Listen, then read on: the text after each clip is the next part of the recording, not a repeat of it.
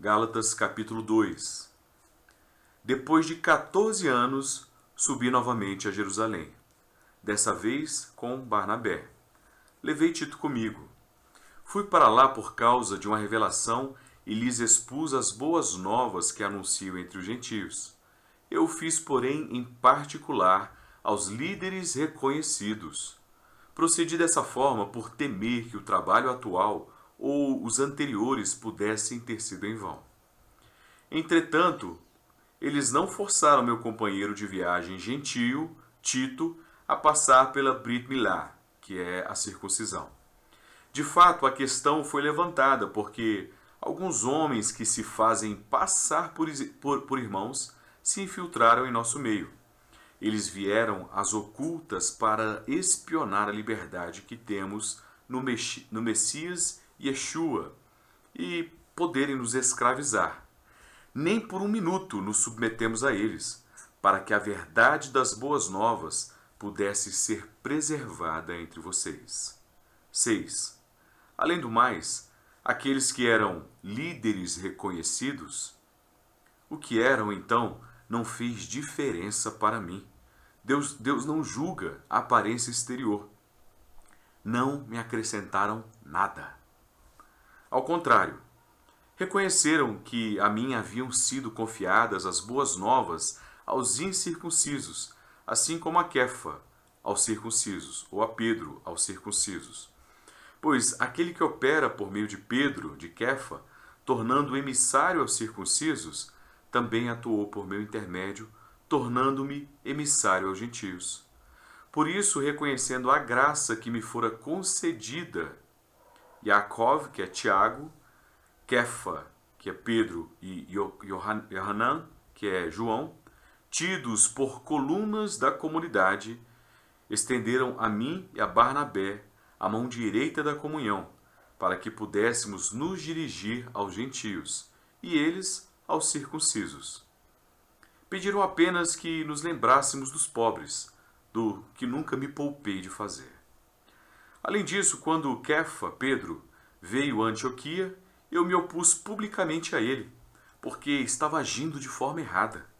Antes da chegada de certas pessoas da comunidade liderada por Tiago, ele comia com os crentes gentios. No entanto, quando aqueles chegaram, ele se afastou e se separou, porque temia a facção que favorecia a circuncisão de gentios crentes.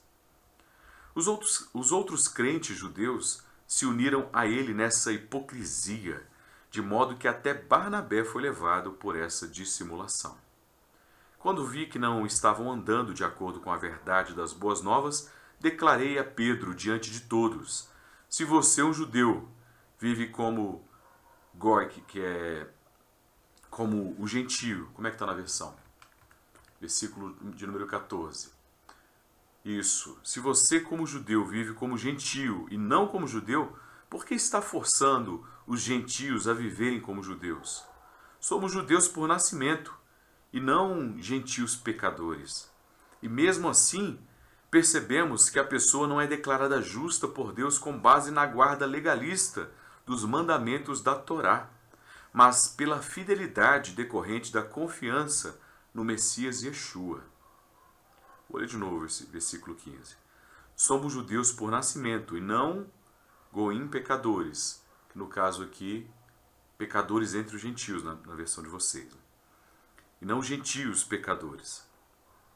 Mesmo assim, percebemos que a pessoa não é declarada justa por Deus com base na guarda legalista dos mandamentos da Torá, mas pela fidelidade decorrente da confiança no Messias Yeshua. Portanto, nós também devemos depositar confiança no Messias Yeshua e nos mantermos fiéis para sermos declarados justos com base na fidelidade decorrente na confiança no Messias, e não na observância legalista dos mandamentos da Torá. Pois, mediante a observância legalista dos mandamentos da Torá, ninguém será declarado justo. Se, porém, procurando ser declarados justos por Deus mediante nossa união com o Messias, descobrimos que somos pecadores, Então será o Messias auxiliar o cúmplice do pecado? De modo algum. De fato, se reconstruo a escravidão legalista que destruí, realmente me torno transgressor. Ao deixar a Torá falar por si mesma, morri para a interpretação legalista errônea, a fim de viver em um relacionamento sincero com Deus. Quando o Messias foi executado na estaca como criminoso, eu também morri.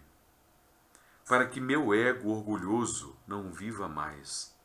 O Messias, porém, vive em mim, e a vida que agora vivo em meu corpo, vivo-a pela mesma fidelidade decorrente da confiança demonstrada pelo Filho de Deus, que me amou e se entregou por mim.